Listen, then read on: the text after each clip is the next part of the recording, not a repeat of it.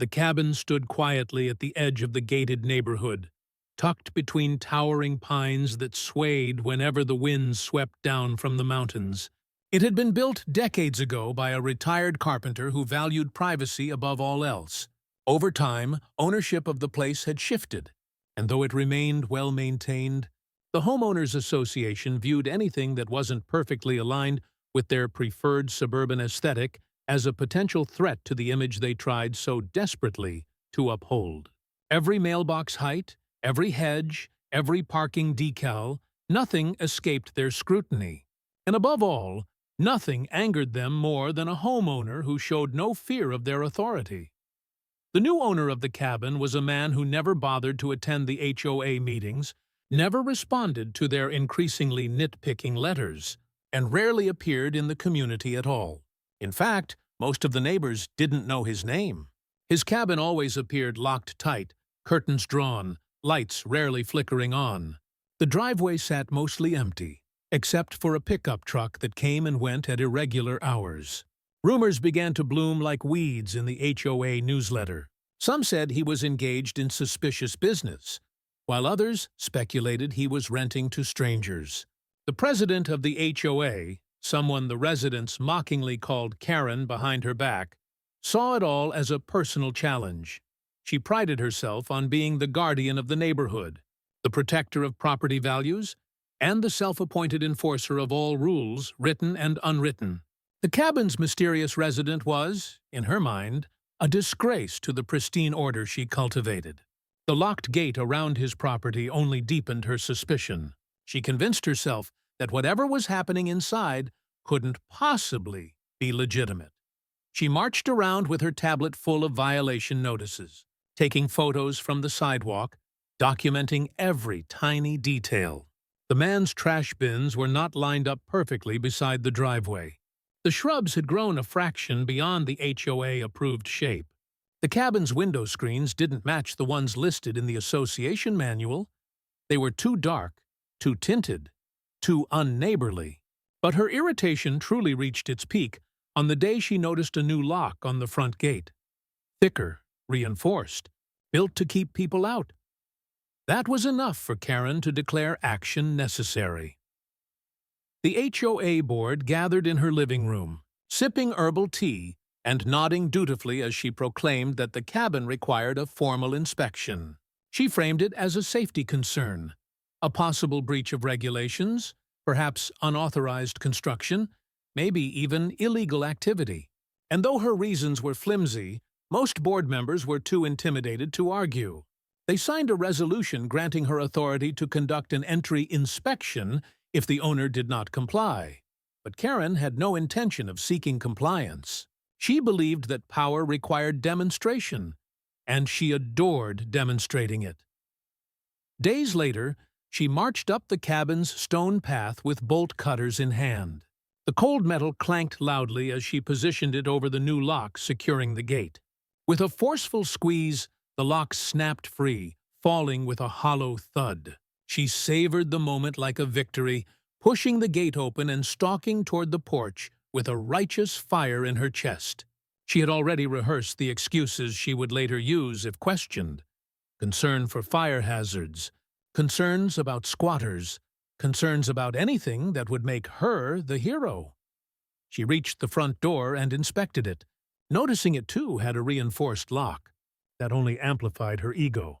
She believed she had uncovered something scandalous, and her inflated sense of justice swelled into self-assurance that breaking in was not only justified, but required. She removed another pair of cutters from her bag, larger this time, industrial grade.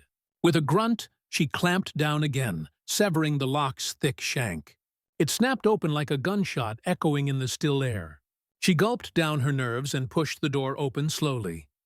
The interior was far darker than she expected. Heavy blackout curtains sealed the windows, and there was a crisp chill like air-conditioned far below normal temperatures. The floors were spotless, polished wood free of dust. Shelves lined one wall, containing neatly organized equipment cases, black, sturdy, military-looking. A long table stood in the center of the main room, covered with tactical gear she didn't recognize. It didn't resemble any construction tools or everyday supplies, but it was the far corner that nearly brought her to her knees. A man sat there, dressed in full tactical armor, helmet on, visor lowered, weapon secured across his chest. His posture was alert, waiting. Behind him stood two more, equally outfitted, one with a radio pressed to his ear. They didn't move except to shift their gaze toward her. Karen's heart lurched up into her throat as panic surged through her entire body. All at once, every self-appointed authority and arrogance evaporated. She stumbled backward, unable to form an excuse even in her own mind, unable to rationalize what she had just interrupted. The man in front slowly stood.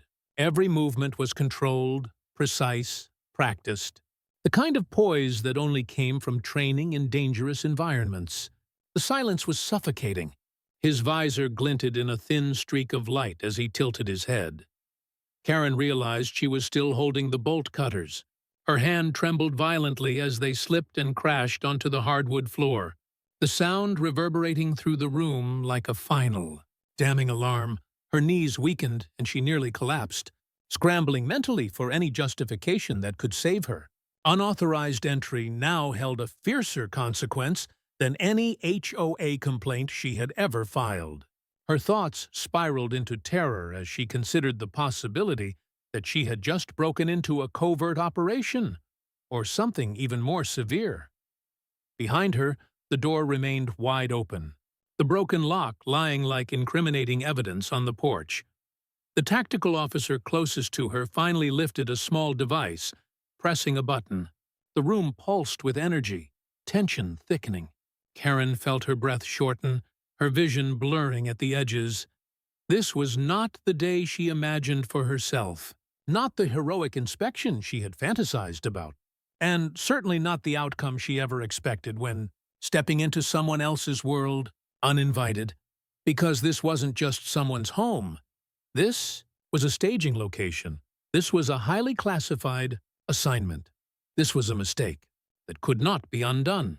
The air stilled entirely, as though the cabin itself held its breath. And Karen, trembling and speechless, realized she had walked straight into the middle of something far beyond HOA jurisdiction. Something dangerous. Something she should have never dared to disturb. Karen had always believed fear was something that happened to other people. She wielded community regulations like weapons, certain she would always be the one in control.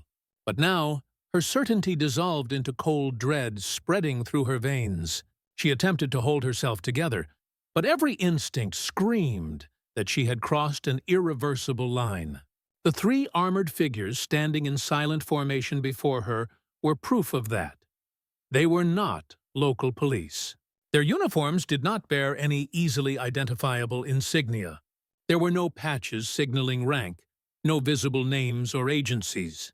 Only black armor, black boots, black equipment designed for situations Karen could hardly comprehend. They exuded authority without making a sound. They did not move like anyone she had ever seen. Each step subtle, economical, lethal if necessary. Across the dimly lit room, large monitors flickered silently. The screens displayed maps of the region, color-coded grids, shifting dots that appeared to represent tracked movement. Some areas were highlighted in red, pulsing as if alive. Karen recognized none of it, yet she felt the weight of classified secrecy pressing on her chest. The silence continued to suffocate her, and the heavy chill of the cabin's controlled air bit into her skin. Panic surged again, demanding escape.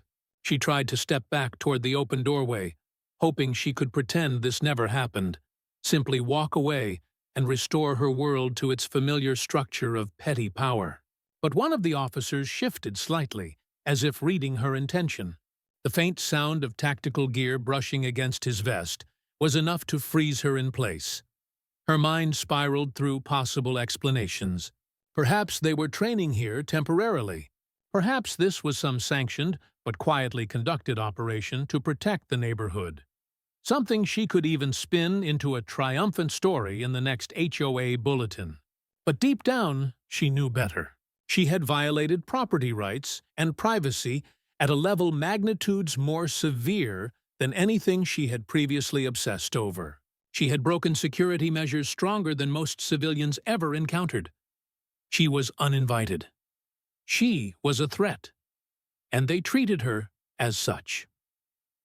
Slowly, the operator nearest the table pressed fingers to his earpiece again. The soft static of his communication device hummed in the silence. Karen could tell a conversation was taking place, silent to her, but undoubtedly decisive. Her fate was likely being discussed, evaluated, weighed against objectives far beyond her comprehension. The tables in her head turned violently. No longer was she the figure of authority enforcing conformity. She was now an intruder in a place where the consequences of trespassing were not measured in fines or strongly worded letters. The minutes stretched like hours until finally, one of the operators moved, not toward her, but toward a hallway branching deeper into the cabin. The movement allowed Karen's eyes to catch sight of more equipment. Locked storage crates stamped with coded labeling, a hardened radio terminal, and mounted weaponry prepared for rapid deployment. Details that screamed operational readiness rather than casual residency. This wasn't just a staging location. It was a forward base. Karen's breath rattled shallowly. Sweat chilled her back beneath her neatly pressed blouse. She realized, with a horrifying clarity, that she didn't even know who owned this property. She had never verified identity documents herself. She had relied on assumptions gathered from neighbors, who were equally clueless. The mystery resident had chosen seclusion for a reason. Karen had been too arrogant to understand that reason. Something shifted outside, a faint crunch of gravel under tactical boots. Karen's head jerked toward the open doorway just as more figures entered, equally armored, equally silent. The darkness beyond the porch swallowed their approach, making it unclear how many had arrived before she noticed. Each one carried advanced gear designed to operate unseen and without question. The cabin's living room filled with concentrated purpose. A team now assembled, surrounding her without even acknowledging her presence. And she, the catalyst of her own disaster, stood trembling among professionals who operated in shadows. They worked swiftly, rechecking monitors, reviewing the maps, analyzing incoming data. On one screen, a set of coordinates pulsed brighter than the rest, somewhere in the surrounding woods. The atmosphere buzzed with urgency. Whatever operation they were engaged in was active, unfolding in real time. Karen understood she had interrupted not a preparation, but an imminent strike. Her stomach churned. Her unauthorized presence was now a complication they did not want. She imagined her future dissolving, community reputation destroyed, legal consequences looming, criminal charges for breaking and entering into a classified facility. Suddenly, all the self-important rules she used to bully her neighbors felt embarrassingly trivial compared to federal law. The team's leader, a figure slightly taller than the rest, finally stepped forward. Though his expression remained hidden behind the visor, his posture radiated clarity and command. He turned his head slowly toward her, the gesture heavy with judgment. Karen's feet remained glued to the spot. She understood nothing she could say would matter. The bolt cutters she brought in now lay like a symbol of her crime, her arrogance, her downfall. She thought absurdly about the HOA charter she clung to for power, about how she had proudly enforced regulations designed to maintain appearances and tranquility. Now she faced something that cared nothing for lawn heights or decorative mailbox flags. Something real. Something dangerous. One of the monitors flashed, and operators snapped into motion. The leader raised a hand, and the room synchronized into efficient, silent formation. Karen watched them check weapons, sleek, advanced, prepared not for show, but survival. Then the leader gave a signal.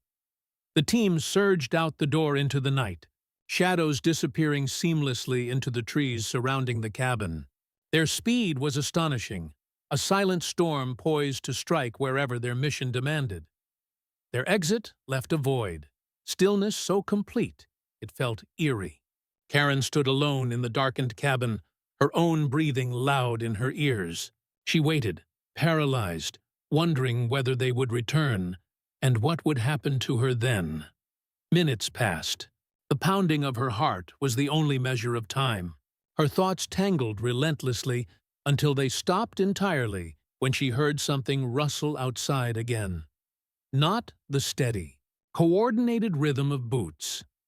Something else. Something slower. Something heavier. Karen's gaze locked on the doorway as a distant, unsettling echo carried through the trees, an unfamiliar growl of machinery or creature she could not place. Her terror spiked anew.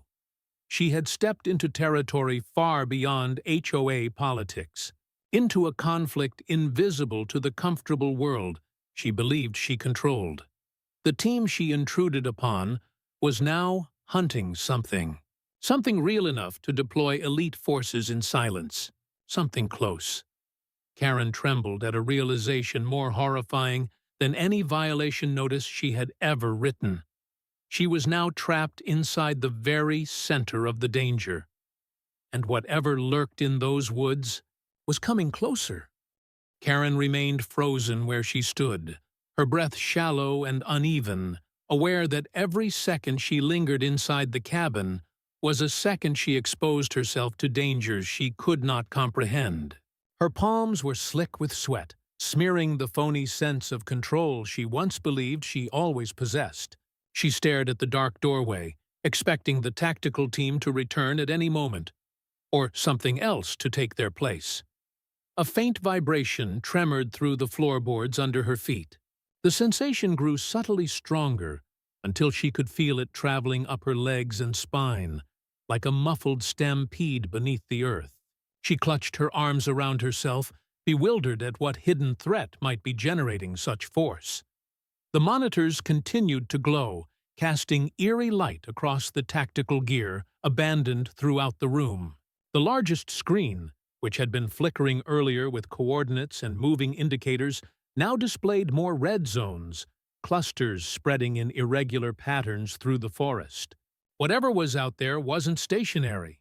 It was moving, and it was multiplying. Karen realized she was standing inside a command center designed to intercept some form of advancing threat.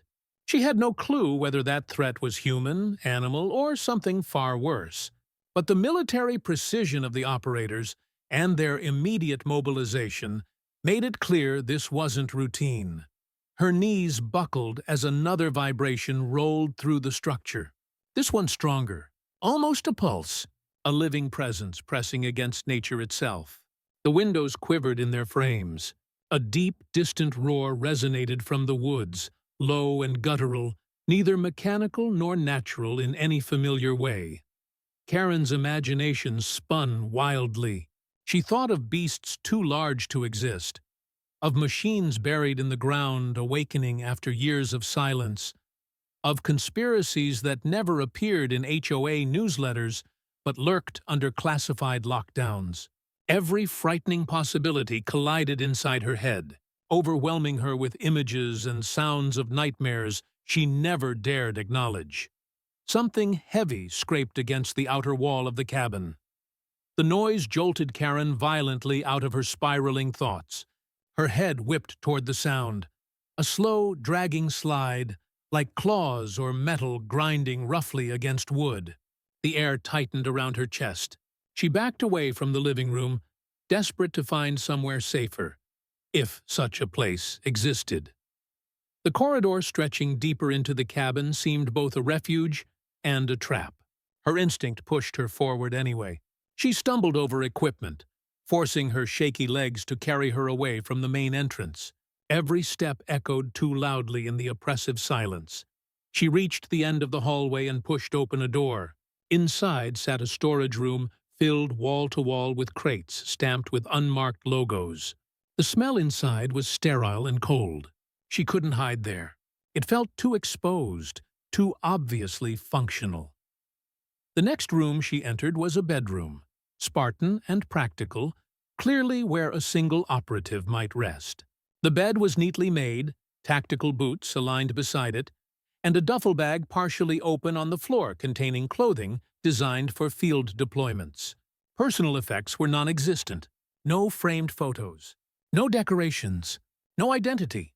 Whoever lived here did so without leaving a trace of their real life behind. Karen's anxiety twisted into confusion. Who was the man she assumed an absent homeowner ignoring lawn regulations? What kind of operations were taking place beneath the facade of a mountain community designed for vacation homes and quiet retirement living?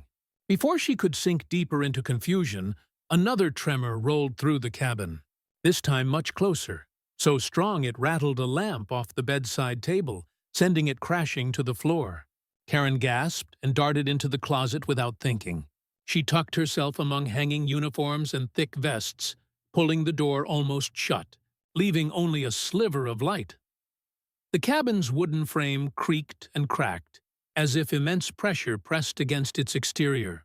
Karen squeezed her eyes shut and hugged herself tightly, wishing she could wake up and find herself back in her kitchen, drafting a letter scolding someone for leaving recycling bins out overnight. Anything but this. A harsh thud shook the front door of the cabin. Another. And another. Something was trying to force its way in. Karen's body convulsed as adrenaline flooded her system.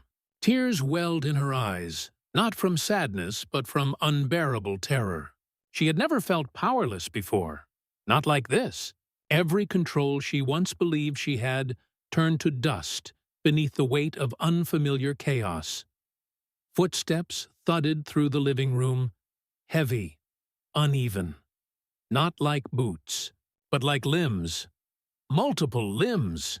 Karen clamped a hand over her mouth. Her lungs burned with the effort of staying silent. A scraping sound moved across the cabin's floor, as if something dragged a massive form across it. The thing sniffed, or breathed, or growled, impossible to identify through the distortion of fear. The sound grew louder near the hallway. Karen's heart hammered against her ribs, begging to escape.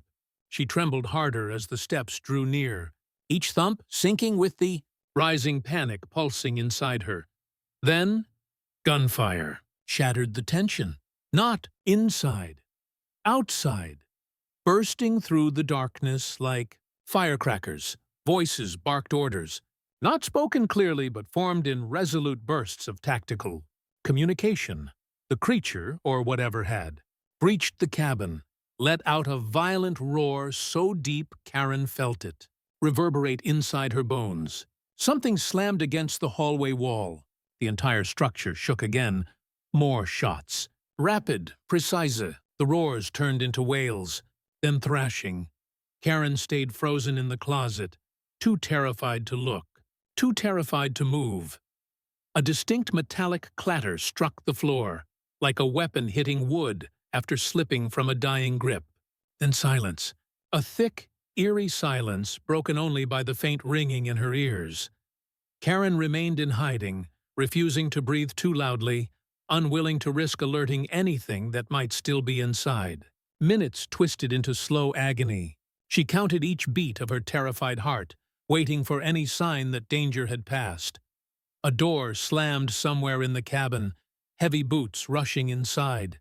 The tactical team had returned. Their movements were purposeful, coordinated. They spread through the cabin, clearing rooms with silent efficiency.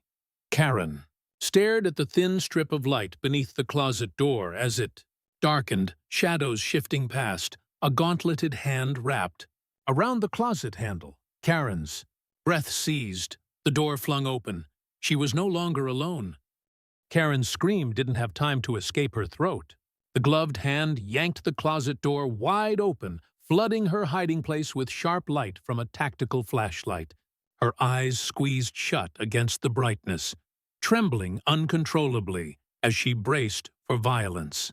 She couldn't see who was standing above her, only the silhouette of heavy gear and the chilling outline of someone trained to dominate a battlefield. Before her terror spiraled into unconsciousness, the operator seized her arm, hauling her upright. Her legs nearly collapsed under her, unsteady after crouching in fear for so long.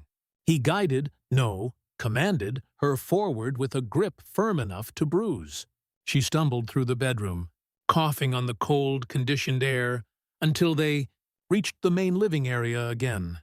The sight that greeted her shattered any remaining illusion of safety. The creature that had breached the cabin lay sprawled under the cold light of the monitors, massive, grotesque, pulsing faintly with what could only be dying breaths. It had a shape resembling something once alive, but its anatomy twisted into abnormalities that defied nature.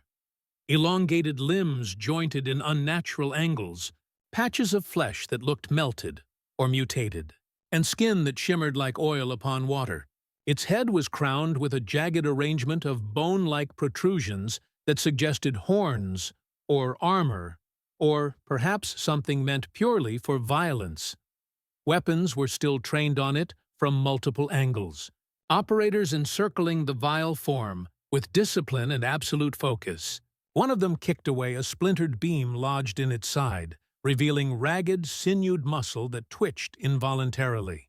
Blood, if one could call the thick, dark fluid blood, pooled beneath its body, seeping into cracks of the cabin floor.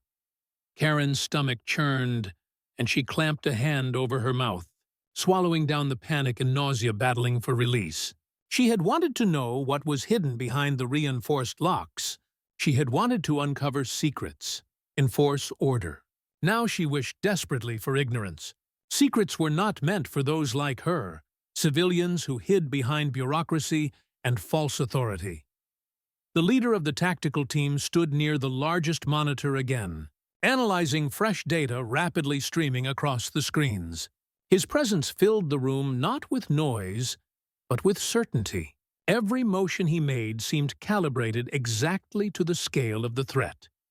Confident, unflinching, relentless.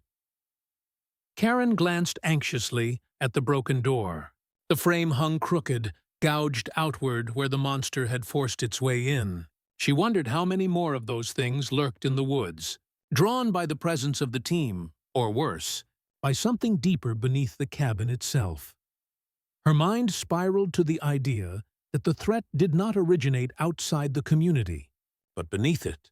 Something ancient, something dormant, something enraged by disturbance. She had always thought of the land as nothing more than a scenic backdrop for strict property enhancements and uniform landscaping. Now she saw it differently, alive with hidden horrors. The leader turned toward her at last. His expression was hidden behind the visor, but the tilt of his helmet communicated a silent assessment and a judgment. She was not just a nuisance. She was now a liability. The operators formed a perimeter around her, containing but not harming. Their precision reminded her that she was currently being tolerated, not accepted. Her actions had endangered their mission, perhaps even jeopardized lives beyond her own comprehension. One of the screens flashed a new alert. More red clusters appeared, converging like angry storms on the community map. The threat was spreading, growing closer. The leader pointed toward the screen, and the team reacted instantly, organizing gear, redistributing ammunition, and marking strategic deployment routes. Their focus sharpened, as if time was shrinking around them, compressing urgency into every decision they made. Karen realized the cabin was no longer a viable command center. It had been breached, compromised. They were preparing to relocate, and they were taking her with them, not out of concern for her safety, but to ensure she didn't leak what she now knew. Her mind reeled as she processed consequences. The HOA board would not save her from this. The legal penalties she once wielded like a sword now felt petty and laughable. She had interfered with a classified military operation, or something even more shadowed by secrecy. Authorities would not treat her as a misguided volunteer. They would treat her as an infiltrator. One operator produced restraints from a belt pouch, heavy-duty bindings that glinted under the LED lights. Karen flinched backward, but the firm grip on her arm prevented escape. She wanted to plead, to explain, to apologize, but explanations no longer mattered. The tactical unit did not care about intent, only impact. The restraints clicked into place. Her wrists felt suddenly foreign, as though they belonged to someone else now. Someone foolish. Someone reckless. She remembered every aggressive letter she mailed, every complaint she weaponized over trivial matters. How small and absurd it all seemed against the backdrop of this violent unknown. The team repositioned around her, guiding her toward the exit, where vehicles waited unseen beyond the trees. They moved like a force of nature, silent, unstoppable, efficient. The leader took one last glance at the dying creature on the floor before turning away, leaving it to fade into stillness. As Karen was ushered through the remnants of the broken doorway, the night hit her like a freezing wave. The forest felt alive with whispers, every rustle a warning. In the distance, faint lights flickered, searching patterns cast by drones sweeping the dark terrain from above. The tactical team advanced down the path, boots absorbing light rather than reflecting it. Karen followed in small, shuffling steps, her fear tethering her tightly to the group. She knew she had no option but to obey. Behind them, a sudden fizz of static crackled through the radios. The leader paused, listening carefully. His body language shifted subtly.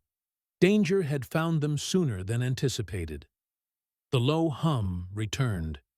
But this time, it wasn't beneath the ground. It was all around them. Karen lifted her head and saw something moving between the trees. Multiple somethings, shadows sliding with predatory purpose, eyes glinting like shards of moonlit glass. The creatures were converging. The tactical team tightened formation with synchronized readiness. Karen's heart pounded like artillery inside her. Just every false sense of power she'd ever clung to dissolved under the weight of primal terror. She had wanted control. Instead, she had initiated a war. The woods no longer felt like a collection of trees. They felt like walls closing in. The night was thick and suffocating, saturated with the heavy presence of something stalking just beyond clear sight. The rustling grew louder with each passing second, punctuated by the faint glimmer of inhuman eyes, reflecting moonlight like predatory mirrors. Karen could barely keep her footing as she was guided deeper into the forest. Her arms bound, breath sharp and irregular. Every instinct she once trusted, those that urged her to assert dominance and control, were useless now. She was reduced to the rawest form of fear, following the tactical team solely because they were the only thing standing between her and the unseen monstrosities circling like wolves around weakened prey. The operators moved with unwavering precision, weaving through the trees in a formation designed to shield her. Though she understood that protection was conditional at best, she was not a priority. She was cargo, an unfortunate byproduct of her own arrogance. Mission objectives guided their movements, not her safety. The hum in the woods swelled again. It vibrated Karen's skull, disorienting her as if the air itself was shifting into something unnatural.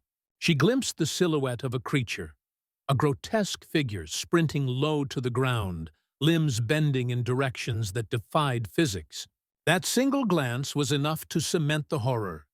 These were not failed experiments or exotic animals. These were predators from a nightmare that should never have touched the waking world. The team's leader raised a fist, and the squad halted instantly. Karen nearly collided into the operator in front of her, but managed to stumble back just in time. She watched through wide, horrified eyes as the team silently took defensive positions, rifles angled toward the moving shadows. A creature lunged first, bursting from the undergrowth with terrifying force. The operators lit the forest with sudden bursts of muzzle flash. Gunfire shattered the dark stillness, echoing against the mountains. The beast convulsed under the volley before collapsing in a grotesque heap. But it was not alone. 3 more figures darted out from different angles, attacking with relentless ferocity. Bullets ripped through the night, splintering bark and tearing through flesh. Screams, human and not human, tangled with chaos as violence erupted all around them. Karen crumpled to her knees, unable to remain standing under the sheer overwhelming panic. Dirt packed under her nails as she clawed desperately at the ground, trying to make herself as small as possible. She could feel the vibrations of impacts through the soil, bodies slamming into earth, boots shifting to reposition, creatures scrambling with lethal intent. One of the mutated horrors slashed an operator's leg, dragging him into the brush before he could fire a second round. His weapon discharged in a wild flash before silence swallowed his presence entirely. Karen gasped soundlessly. A silent scream locked inside her chest. The team compensated instantly, closing ranks with hardened discipline.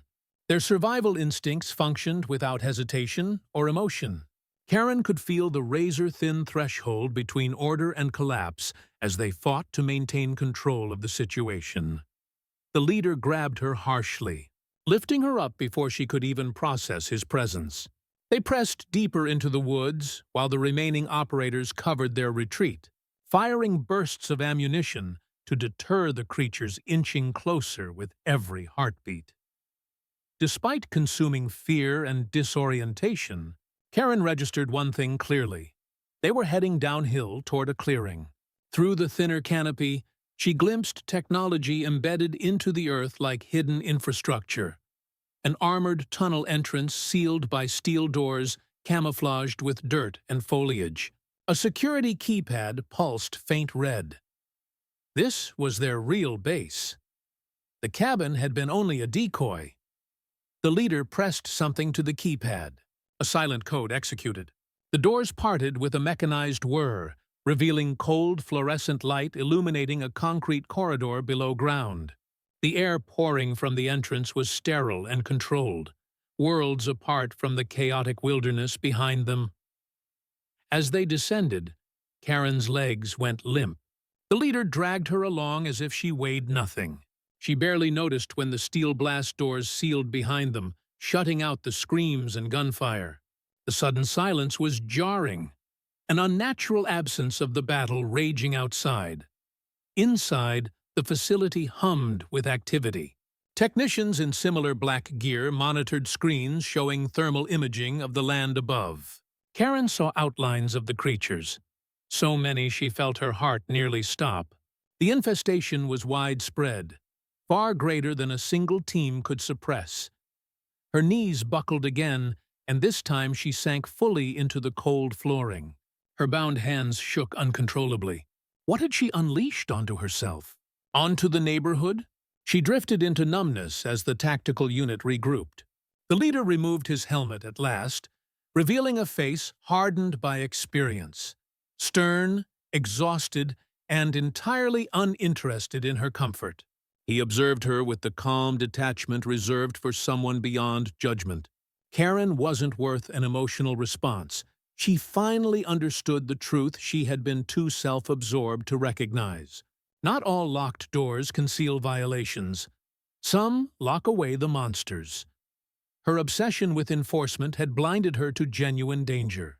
She had broken barriers designed not to exclude community aesthetics, but to contain a threat hidden to protect civilians from terror they could never survive. Her thoughts spiraled into a cold conclusion. She had become the violation. Far above them, the muffled sounds of combat continued.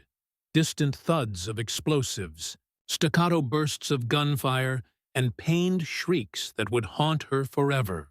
Each sound felt like another indictment of her ignorance and reckless hunger for power. Across the facility, screens updated rapidly as command routed reinforcements. More units were arriving. The operation was expanding. The creatures were being contained. Karen would not leave this place. Not because she was needed, but because she knew too much. She had no authority left, no voice worth hearing. The HOA, her throne of petty dominance, was gone forever in the shadow of a war against nightmares. The leader signaled to a technician, who nodded in response. A pair of operators stepped forward, approaching Karen with clear intention. Her breath stuttered as realization dawned. They weren't here to comfort her. They were here to decide what would become of the intruder who had compromised everything. In that moment, surrounded by highly trained individuals battling horrors she could not imagine, Karen reflected on the greatest irony of her life. She had spent years enforcing rules that didn't matter, and now her life depended entirely on rules she never knew existed. For the first time ever, she prayed not to be noticed, not to be important, not to be in charge. She had sought power, but in the end, power only revealed how small she truly was.